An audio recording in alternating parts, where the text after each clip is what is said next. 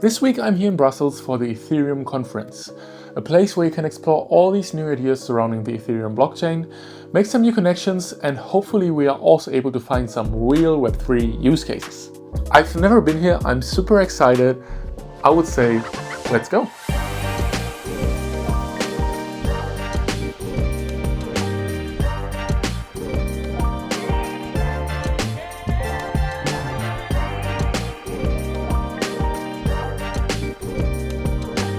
We didn't have so much time at the conference itself, as we had to shoot some customer interviews for Blockjoy directly in the morning before attending the main event. Our original goal was to find some interesting Web3 use cases, as I personally still think that Web3 is lagging them. So at around 2 p.m. we began our quest.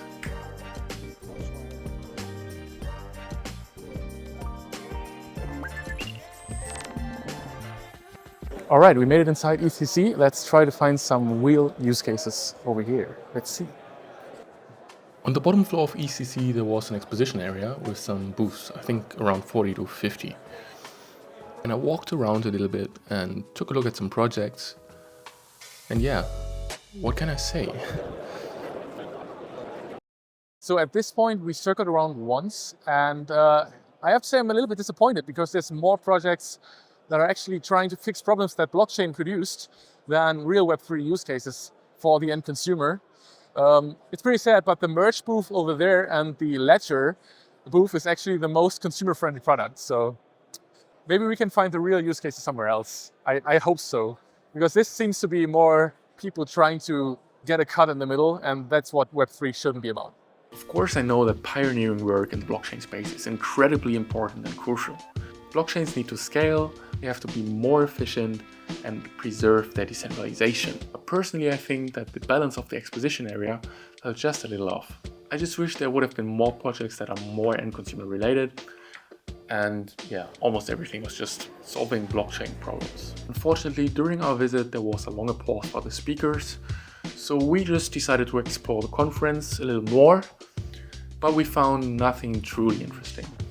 It just felt like there was not so much action going on, and I have to admit I didn't like the building too much, except for this amazing bubble bath and the Ethereum versus Solana box fight that was going on just outside of the entrance. As there were also so many interesting people outside of the conference, we gave ourselves the quest 2 of the day. We wanted to find as many personal definitions of Web3 as possible. And we got some really interesting answers. And also we met a very important person from the Web3 space.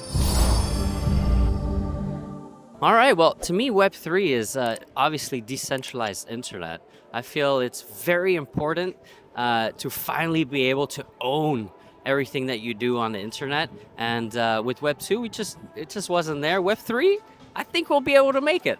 I'm Daimu, the cash cow. Well, what is Web3 to me? Well, Web3 is going from everything is somewhere on the internet and it's owned by some companies to you owning everything yourself with self-custody supported by blockchains. Hi, I'm Tanya, I'm from Belgrade, and what Web3 means to me? Well, it's a set of values that really resonates with me, like transparency, privacy. So yeah, first of all is a set of values and then the technology part. Thank you guys. Yeah, my name's Aaron. I'm with the Osmosis Foundation team, which is like a primary DEX in the DeFi Cosmos community. I'm from the States. Web3 to me means the next step beyond Web 2, which doesn't really mean anything to anyone that doesn't understand what Web 3 is, but it basically means like there's no central power that controls what happens to whatever you're interacting with, whether it's decentralized finance or even decentralized gaming. Let's say you're playing World of Warcraft and for some reason a game master wants to come in and delete your weapon. They can do this. But in Web3 gaming, decentralized gaming, they can't just take your loot or take your gear and delete it. Whether it's finance or whether it's gaming or whether it's like social networks in Web3 or AI in Web3, the idea is all decentralized and there's no single centralized entity that basically comes down and makes all the demands. And I think this is like the future of finance. I think it's the future of gaming. I think it's the future of even networking and data, it should all be Web3 based. My name is Patricio, Worldhalter. I am from Buenos Aires, the capital of Argentina. And for me, Web3 is the stack of technologies that allows people to interact with different products through ownership of assets. This means that these assets of which you have self-custody belong to you, so you have the ability to do whatever you want with them. And in my favorite implementation of this is collectibles. So you have true ownership of your collectibles, and you can sell them or trade them or burn them or hoard them. And technically nobody can take them from you, unlike everything you put on the cloud or even on a physical storage. If you have a collectible in digital form in a compact disk or a floppy disk or a flash drive, you do have true ownership. But keeping them safe is extremely tough because all those pieces of media degrade or they can be lost. Well, if they are on a blockchain using Web3 technologies, you can be sure that they will be there forever, and they are indisputably authentic. They cannot be counterfeit. AI cannot fool you, making you believe that this is something that it is not. So Web3 for me is a set of technologies that make this concept of having true ownership of digital assets not just possible, but also fairly easy and affordable. In case you don't know who that guy in the orange suit was, that was Patricio, the founder of the Proof of Attendance protocol, short POAP. And that guy is not only incredibly friendly, he's also very passionate about collectibles. And because he's so passionate about that, you can mint POAP directly into your wallet whenever you meet him. And you can do that with a card that he's carrying around in his suit. Then you get this POAP.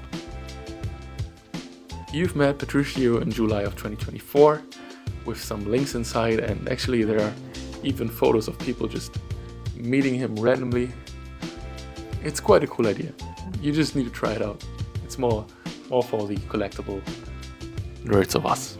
After we successfully finished Quest 2, we just called it a day. We went through another side event that you can see here about infrastructure in Web3, and then we just went to bed. For me, ETHCC was a very cool experience. Although I have to say I would not necessarily buy a ticket for the main event, I would most likely just go to the city and network with people in the side events. They are usually free, but you have to register just a while before. The main event wasn't too interesting for me, but if you want to see a certain person speaking, then it might be something for you and it might be worth buying a ticket. That's it from today's video. I really hope you enjoyed it, and my name is Tom from WTF Web3. See you next time.